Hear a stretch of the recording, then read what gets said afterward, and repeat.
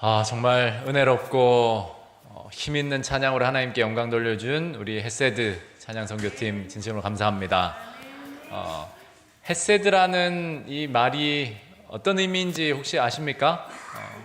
우리 창단 멤버 창립자라고 해야 되나요? 우리 남희경 집사님 어떤 의미가 있어요? 은혜 맞습니다. 은혜, 사랑, 또 어떤 곳에서는 인자라고 이제 번역이 되기도 하는데 그냥 감정적인 사랑이 아니라 언약 관계를 반드시 지키시는 그 하나님의 열심과 행위가 담긴 그런 의미에서의 은혜와 사랑입니다. 그러한 하나님의 은혜와 사랑을 느끼게 해준 우리 헷세드 팀 감사드립니다. 우리 시작하면서 함께 하늘까지 함께 갑시다. 인사하고 시작할까요? 옆 사람과 뜨겁게 사랑과 소망을 담아서 하늘까지 함께 갑시다. 서로 손을 잡고, 네, 감사합니다. 네, 함께 갑시다. 감사합니다. 하늘까지 꼭 함께 갑시다. 네, 오늘 하나님의 말씀 요한복음 2장 13절에서 22절 본문 전체를 함께 보시겠습니다.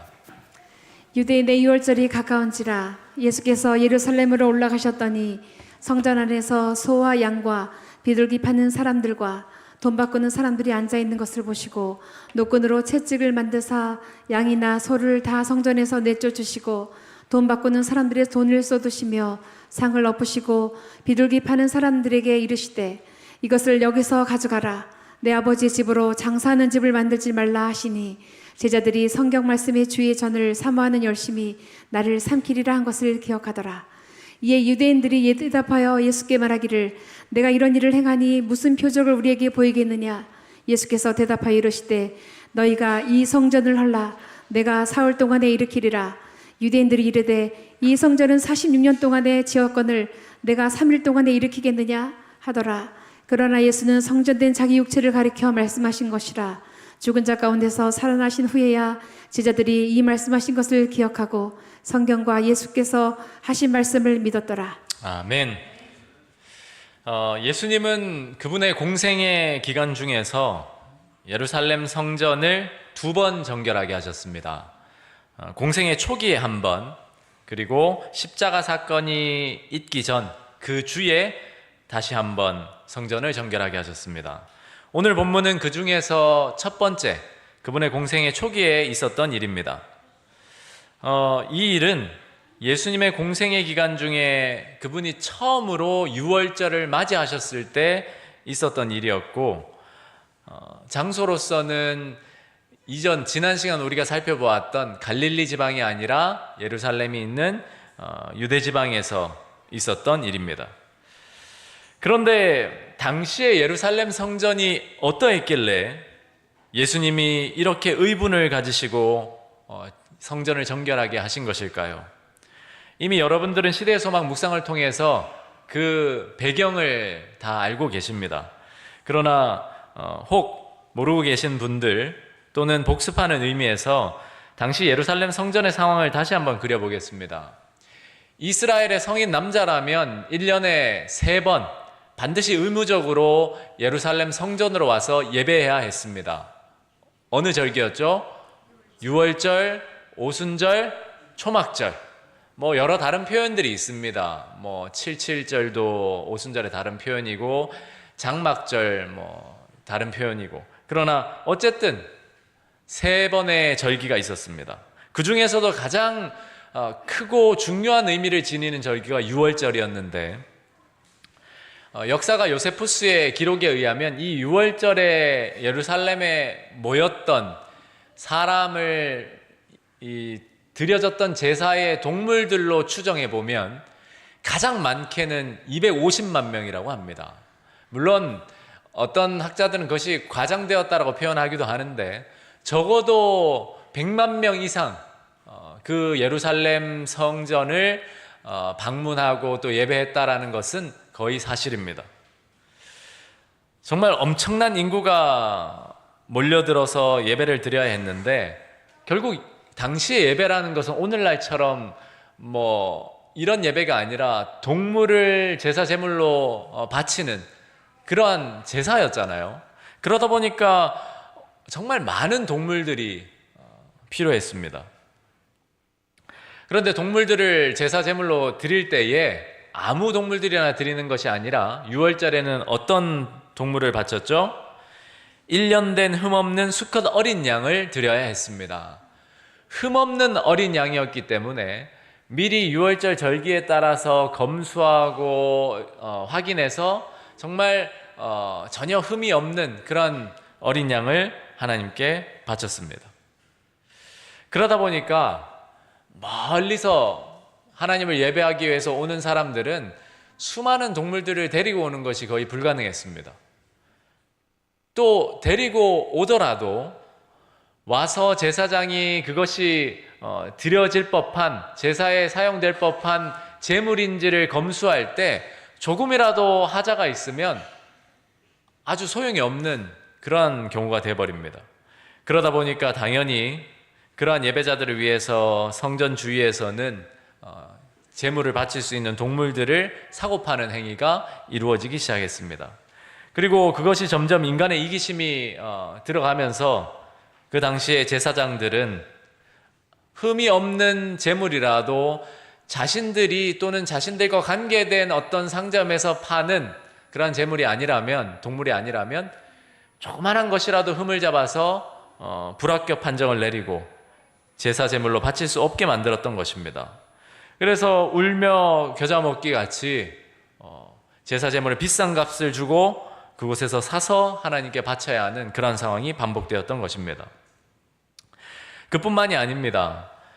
모든 성인 남성들은 성전세를 1년에 한 번씩 바쳤어야 했는데 그 성전세를 내는 의무를 성전 세겔로, 그러니까 그냥 자기가 가졌던 돈이 아니라 반드시 거룩하게 구별되었다라고 여겨지는 성전의 주화로 환전해서 드렸어야 합니다.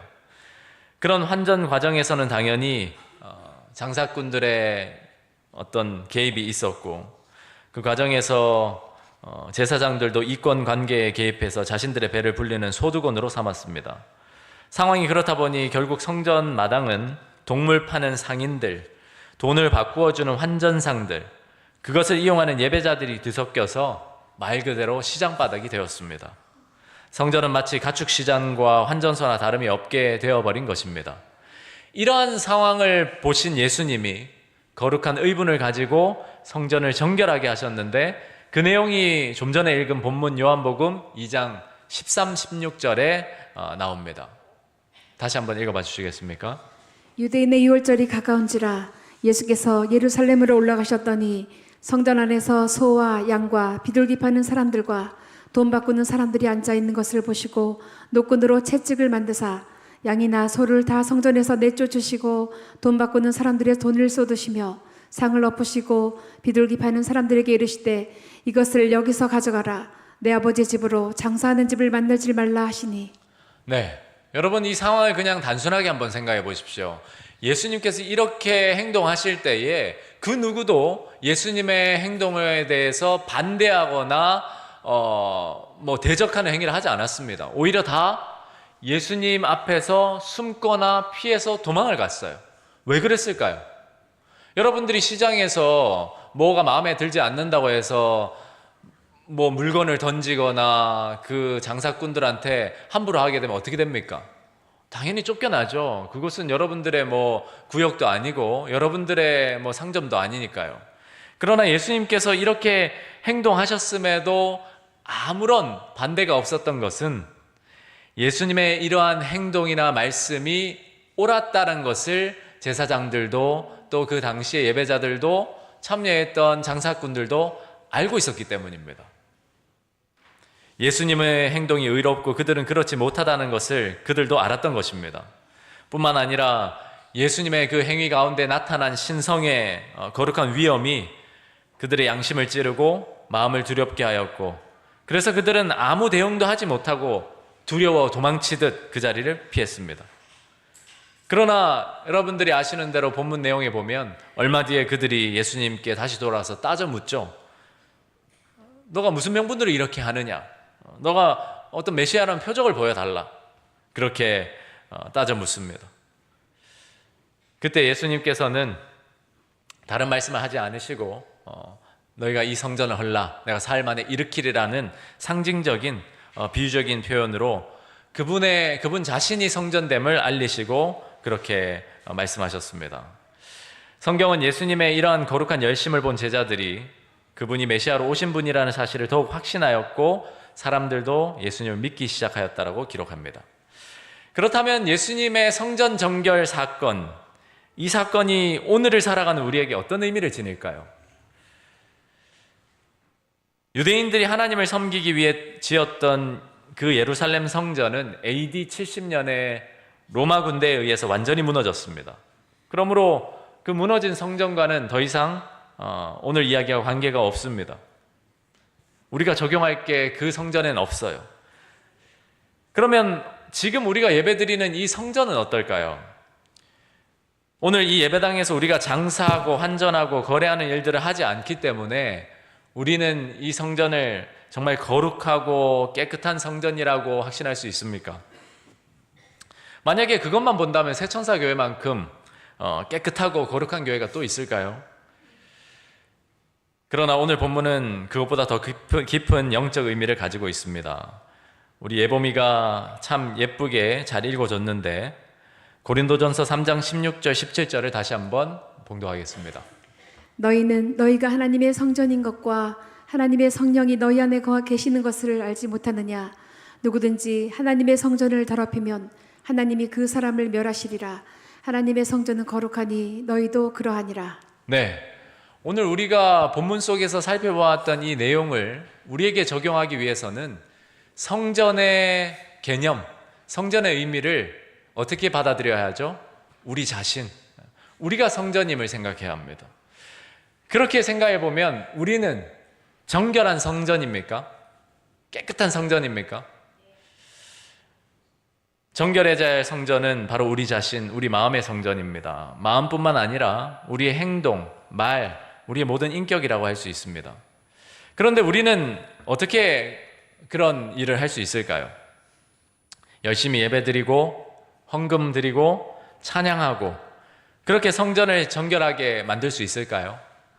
여러분이 묵상하신 시대 소망에는 이런 의미심장한 글이 있습니다. 어떤 사람도 마음을 점령하고 있는 악한 세력을 자기 스스로 내쫓을 수 없다. 그리스도께서만 영혼의 성전을 정결하게 하실 수 있다. 네, 예수님이 아니면 성전을 정결하게 할 수 없다. 우리 마음의 성전은 예수님만이 정결하게 하실 수 있다는 사실입니다. 그러니까 사실 따지고 보면 예수님 당시에 그 대제사장들과 예배자들과 장사꾼들도 다 무엇 하려고 그렇게 시끄럽게 소란스럽게 했습니까? 예배 드리려고 했습니다. 다른 것으로 시끄럽게 한 것이 아니에요. 예배 드리고 예배에 필요한 재물을 준비하고 하는 그런 일이었습니다. 이방의 로마 군대가 들어와서 성전을 더럽힌 것이 아닙니다. 오히려 열심히 예배 드리려고 하는 그 일 가운데서 성전이 더럽혀졌던 거예요. 여러분, 그렇게 생각해 보면 우리가 단순히 열심히 예배를 드리고 헌금을 드리고 찬양하는 이 행위가 우리를 깨끗하게 만들지 못합니다. 우리를 정결하게 할 수 있는, 우리 마음의 성전을 깨끗하게 할 수 있는 유일한 분은 예수님 한 분입니다. 우리의 존재가 하나님의 영에 거하시는 성전이라고 할 때 이 성전을 정결하게 하실 분은 예수님밖에 없습니다. 그러므로 우리는 우리 마음의 성전을 정결하게 하시는 그리스도의 은혜를 경험하게 하기 위해 세 가지를 기억하고 우리의 삶에 적용해야 한다라고 말씀드리고 싶습니다. 첫 번째는 그리스도인은 자신이 하나님의 성전임을 늘 기억하고 그 사실을 늘 믿음으로 고백하며 살아가야 합니다. 우리가 이 사실을 잊어버리는 순간 우리는 우리의 행위를 가지고 성전의 정결을 판단하게 돼요. 다시 말씀드리지만 우리 자신이 하나님의 성전됨을 늘 잊지 않고 기억하고 고백하며 살아야 합니다. 예수님은 예루살렘 성을 정결하게 하시고자 오신 것이 아니라 그분의 아버지의 집인 성전을 정결하게 하시기 위해 오셨습니다. 예수님을 구주로 믿는 모든 그리스도인은 하나님의 성전으로 존재하게 됩니다. 그런데 그 사실을 잊어버리고 살면 그때부터는 그 마음에 온갖 이기적이고 악한 생각과 일들이 나타나게 되죠. 그러므로 우리는 늘 우리 자신이 하나님의 전이라는 사실을 잊지 않도록 주의해야 합니다. 우리가 예수님을 구주로 믿고 살아가는 사람들이라면 우리는 하나님의 전입니다. 여러분, 각자가 하나님의 성전이라는 사실을 기억하는 일은 매우 중요합니다. 두 번째로, 우리는 하나님의 성전인 우리 자신을 스스로 깨끗하게 할 수 없음을 인정하고 예수님을 늘 우리의 마음에 모셔야 합니다. 예레미야 13장 23절의 말씀을 보시겠습니다. 그 수인이 그의 피부를 표범이 그의 반점을 변하게 할 수 있느냐? 할 수 있을진데 악에 익숙한 너희도 선을 행할 수 있으리라. 네, 성경은 분명히 이렇게 이야기합니다. 우리 스스로를 우리가 깨끗하게 할 수 없다. 우리가 우리의 마음입니까? 아니면 그 대제사장들과 장사꾼들의 그 이권과 예배자들을 착취하려는 그런 인간의 이기심과 악함, 더럽혀진 그 성전 자체를 보셨습니까? 저는 이번 16장을 묵상하면서 저도 처음에는 그런 관점으로 봤어요. 내 마음의 성전이 얼마나 깨끗한가. 그리고 내 마음의 성전이 더러워졌을 때 예수님이 어떤 의분을 가지시고 진노하시고 또 심판하시고 그렇게 정결의 사업을 이루시는지. 그런데 조금 묵상하면서 한 가지 이런 생각이 들었습니다. 예수님의 열심을 좀 생각하게 됐어요. 결국 채찍을 들었던 것, 그리고 상을 뒤엎었던 그 모든 거룩한 의분은 성전을 정결하게 하시고자 하는 예수님의 열심이었잖아요.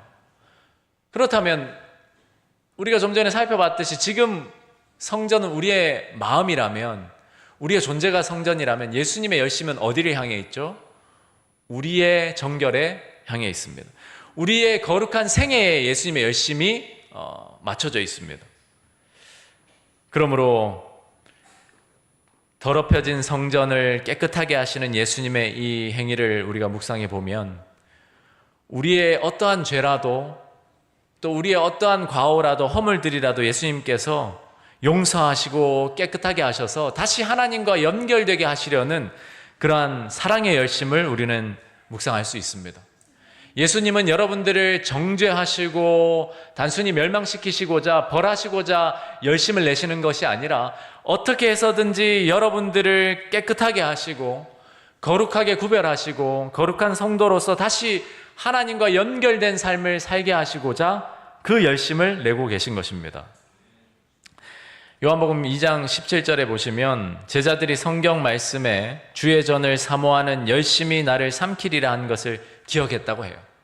제자들은 단순히 예수님의 그 행위를 보면서 어떤 예수님의 진노나 분노를 본 것이 아니라 그 주의 전을 사모하는 열심을 본 겁니다. 성경 말씀에 주의 전을 사모하는 열심, 이것은 시편에서 인용된 말씀인데 주의 전을 사모하고 하나님과의 관계를 사모하는 그 자를 이야기하고 있는 바입니다. 그 사람이 시편의 그 시를 보면 이방 사람들, 하나님을 믿지 않는 사람들로 인해서 조롱당하고 핍박당하는 가운데서도 주를 향한 믿음을 잃지 않거든요. 예수님께서 주의 전을 사모하는 열심을 나타낸 것은 바로 하나님과 우리와의 깨어진 관계를 회복시키시고자 열심을 내시고 섬기시는 그 모습을 떠올릴 수 있습니다. 2000년 전 예루살렘 성전에 들어가셔서 정결 사업을 행하신 예수님은 오늘도 우리 마음의 성전을 찾아오셔서 그곳을 정결하게 하시길 원하십니다. 성전은 단순히 건물이 아니라 하나님과 사람이 만나는 장소, 즉 하나님의 임재와 우리와의 그 교제의 상징입니다. 예수님의 주의 전을 사모하는 열심은 건물을 지키려는 집착이 아니고 성전을 통해서 하나님을 만나야 하는 우리의 영혼을 사랑하시는 그 마음의 표현이었습니다. 예수님은 오늘도 우리의 마음 성전을 정결케 하시며 그 열심으로 우리를 하나님의 거처로 삼고자 노력하십니다. 그러나 그분은 강제로 우리의 마음에 들어오지는 않으십니다. 다만 볼지어다 내가 문 밖에 서서 두드리노니라고 말씀하십니다. 우리가 그 문을 열고 예수님을 맞아들일 때 예수님은 우리의 마음을 정결하게 하셔서 거룩한 성전으로 만드십니다. 시대의 소망에 있는 글을 인용해 보겠습니다. 그러나 그리스도께서는 강제로 들어가지는 않으실 것이다. 그분은 옛날 성전에 들어가셨던 것처럼 마음에 들어오지는 않으신다. 그는 볼지어다 내가 문 밖에 서서 두드리노니 누구든지 내 음성을 듣고 문을 열면 내가 그에게로 들어가리라고 말씀하신다. 네, 제사장들은 자기 나름대로 하나님을 섬긴다고 열심을 내며 일했습니다. 또 스스로 아마 착각하며 일했을 수도 있어요. 누구보다 하나님을 열심히 섬기고자 이러한 일들을 한다라고 생각했을 거예요. 그리고 그들의 열심으로 성전을 거룩하게 유지할 수 있다라고 생각했을 거예요. 그들은 그 건물을 유지하기 위해 애썼지 하나님과 예배자의 관계를 생각하지 못했던 것입니다. 그러다 보니 그 성전은 다른 어느 곳보다 더러운 것이 되어 있었습니다. 여러분, 우리의 마음도 마찬가지 아닐까요? 우리는 우리 스스로를 깨끗하게 할 수 없습니다. 우리가 열심히 예배를 드릴 때라도 어쩌면 우리의 마음의 성전은 더럽혀져 있을지도 모릅니다. 그러나 깨끗하게 하시는 분과 깨끗하게 유지시키시는 분은 모두 예수님 한 분이십니다. 그는 또 하루 동안만 와 계시지는 않으실 것인데 이는 그가 내가 저희 가운데 거하며 두루 행하여 저희는 나의 백성이 되리라. 우리의 죄악을 발로 밟으시고 우리의 모든 죄를 깊은 바다에 던지시리이다. 고 말씀하신 까닭이다. 그리스도의 임재하심은 영혼을 정결하게 하고 성결하게 하여 주님의 거룩한 성전과 성전 안에서 하나님의 거하실 처소가 되게 하실 것이다. 네, 예수님께서는 우리의 마음의 성전의 문을 두드리시고 우리가 그 마음의 문을 열면 들어와서 우리의 성전을 깨끗하게 해주시는 분이세요. 그분의 열심은 우리의 구원에 있지 우리의 멸망에 있지 않습니다. 그분의 열심은 정죄에 있지 않고 용서에 있습니다. 여러분, 그러므로 우리 각자의 마음의 성전이 어떻게 더럽혀져 있든지 간에 얼마나 죄로 오염되어 있든지 간에 예수님께서 정결케 하시려고 문을 두드리실 때에 그 마음 문을 여는 일을 주저하지 마시기 바랍니다. 마지막으로 우리는 예수님이 우리 안에서 행하시는 일을 신뢰하고 그분을 믿고 따라야 합니다. 제자들은 예수님을 말리지 않았어요. 예수님 왜 이러십니까? 여기서 이러시면 안 돼요 라고 말하지 않았습니다. 오히려 예수님이 행하시는 일을 보고 그 일을 통해서 그분의 사명을 생각하게 되고 그분을 메시아로 믿었습니다. 우리는 우리 안에서 정결의 역사를 이루시는 예수님을 신뢰하고 그분께 모든 것을 맡겨야 합니다. 우리는 예수님을 믿는 믿음을 통해서 하나님의 성령이 거하시는 성전이 되었습니다. 저는 오늘 여러분들과 함께 우리의 마음의 성전을 성찰해 보기를 원합니다. 우리의 마음의 성전은 무엇으로 채워져 있습니까? 2000년 전 예루살렘 성전을 정결하게 하신 예수님은 오늘 그 동일한 열심으로 우리의 마음의 성전도 정결하게 하시길 원하십니다. 그분은 지금 하늘 성소에서 대속죄일 봉사, 즉 성소를 정결하게 하시는 역사를 행하고 계십니다. 그 일은 이 땅에서 그분의 백성들이 하나님의 거룩한 성전, 즉 정결케 된 성전으로 세워짐을 통해서 이루어집니다.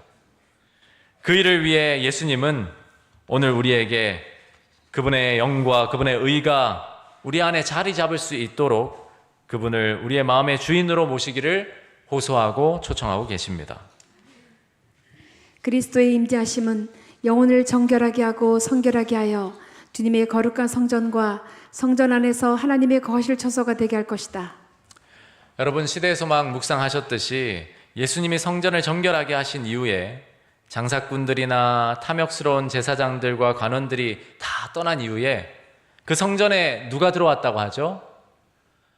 병든 자들, 또 용서받고 싶은 자들, 가난한 자들, 위로가 필요한 자들, 죄의 문제로 씨름하며 지친 자들이 다 들어와서 예수님께 위로를 얻고 또 예수님의 말씀을 들었다라고 기록되어 있습니다. 여러분, 우리 마음의 성전이 정결함을 받았다라는 증거가 뭘까요?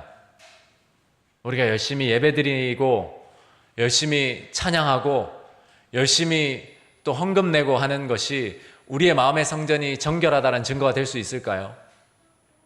그럴 수 없습니다. 만약 그렇다면 사실 대제사장들이나 서기관들, 바리새인들이 가장 정결한 사람들이었을 거예요. 그런데 예수님께서 성전을 정결하게 하시고 그 다음에 성전을 채웠던 사람들의 모습을 생각해 보면 우리의 마음의 성전이 정결해졌을 때의 상태를 생각해 볼 수 있습니다. 우리의 심령이 가난함을 느끼고 예수님의 필요를 느끼고 또 죄와의 문제로 씨름하면서 지쳤을 때 예수님에게 나아가서 상하고 통회하는 심령으로 기도하고 예수님의 위로를 바라고 간구하고 또 예수님께서 치유해 주시도록 기도하는 그러한 모습들이 바로 우리의 마음 성전이 정결케 되었다라는 증거들입니다. 정결케 되었다라는 증거는 단순히 외적인 도덕적인 행위들을 말하는 것이 아닙니다. 우리의 마음의 성전이 진정으로 정결케 되었다면 우리는 예수님께서 말씀하신 팔복을 누리고 있을 겁니다. 심령의 가난함, 의의 주림, 화평케 됨, 애통함, 이러한 모든 것들이 정결케 된 마음의 성전의 증거들입니다. 저는 우리 새천사 가족들의 마음의 성전이 이렇게 정결케 되고 거룩하게 구별되기를 예수님 이름으로 축복합니다. 예수님 당시에 그렇게 성전을 찾았던 사람들이 용서와 위로의 기쁨에 충만해서 감사와 기쁨으로 하나님을 예배하고 돌아갔던 것처럼 저는 오늘 우리 모두가 하나님이 주시는 그러한 위로와 은혜를 다 받아 누리기를 간절히 소망합니다. 그리고 성령을 통해서 역사하셔서 우리의 마음과 입술에 하나님이 주시는 감사와 찬양이 넘치게 하시기를 예수님 이름으로 기도합니다. 새천사교회 믿음의 가족 여러분, 그리고 이 자리에 모이신 모든 성도 여러분, 이 아침 우리의 마음의 성전을 찾아오신 예수님께 우리의 마음의 문을 열어서 우리의 마음을 그 성전을 정결하게 해주시기를 함께 기도합시다. 우리의 이기적인 마음과 세속에 물든 정신, 우리의 완고하고 냉랭하고 강팍한 마음을 그리스도의 사랑과 온유와 겸손으로 새롭게 하여 주시기를 간절히 간구합시다. 그리고 그 예수님께서 우리의 마음의 성전의 주인 되셔서 영원히 거하시도록 예수님과 동행하는 삶을 살아가게 되시기를 간절히 소망합니다. 앞서 읽은 시대의 소망의 글을 다시 한번 읽고 말씀을 마치도록 하겠습니다. 그는 볼지어다 내가 문 밖에 서서 두드리노니 누구든지 내 음성을 듣고 문을 열면 내가 그에게로 들어가리라고 말씀하신다. 그리스도의 임재하심은 영혼을 정결하게 하고 성결하게 하여 주님의 거룩한 성전과 성전 안에서 하나님의 거하실 처소가 되게 할 것이다. 아멘. 우리 함께 이 시간 말씀 나누는 시간을 갖겠습니다. 곁에 계신 두 분 혹은 세 분씩 짝을 지어주시고 여러분들이 묵상한 내용과 오늘 받은 말씀을 가지고 서로 은혜를 나누시고 또 결심을 나누시면 감사하겠습니다.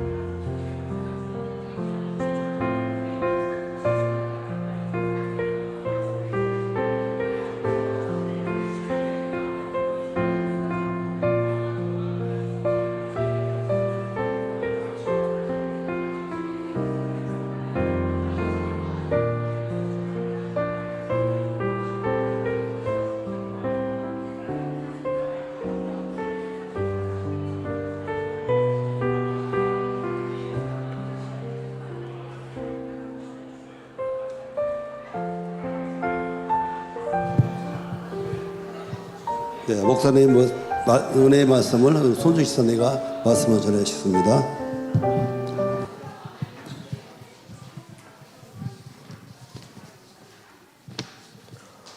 오늘 목사님의 설교 말씀을 통해서 은혜 받았던 말씀은 그리스도인은 자신이 하나님의 성전을 기억하고 그 사실을 믿음으로 고백하며 살아가야 한다. 어떤 사람도 마음을 점령하고 있는 악한 세력을 혼자서 내쫓을 수 없다. 그리스도만이 영혼의 성전을 정결하게 하실 수 있다. 그러나 그분께서는 강제로 들어가시지 않으실 것이다. 그분은 볼지어다 내가 문 밖에 서서 두드리노니 누구든지 내 음성을 듣고 문을 열면 내가 그에게로 들어가리라고 말씀하신다. 저는 저 자신이 그 하나님의 성전이라고 그 생각을 좀 해본 적이 좀 한 번도 없는 것 같습니다. 그래서 저의 몸을 그렇게 소중히 여기지도 않고 뭐 함부로 좀 막 다루었던 것 같고요. 그리고 또한 예수님께서 저의 그 만문에서 이렇게 두드리실 때 예수님이 저에게 그렇게 들어오시도록 이렇게 문을 쉽게 열지도 좀 않았던 것 같습니다. 오늘 이 설교를 통해서 좀 반성하게 되고요. 오늘 설교 말씀을 통해서 저희의 몸은 하나님의 귀한 선물이며 거룩한 성전임을 깨달았고 저희의 몸을 소중히 여기고 하나님께 영광 돌리는 삶 그리고 하나님이 주신 몸과 마음을 하나님의 뜻대로 잘 관리하고 음식을 먹는 것부터 씻는 것, 운동하는 것 모든 일상의 생활을 하나님의 선한 뜻대로 살며 이웃을 사랑하고 하나님 말씀에 순종하는 삶을 살기로 결심하였습니다. 네, 손정 기사님 진정으로 축복합니다. 네, 헌금 시간입니다. 시와 찬송과 신령한 노래들로 서로 화답하며 너희의 마음으로 주께 노래하며 찬송하며 범사에 우리 주 예수 그리스도의 이름으로 항상 아버지 하나님께 감사하며 그리스도를 경외함으로 피차 복종하라. 에베소서 5장 19장에서 21절의 말씀입니다. 헌금하시겠습니다.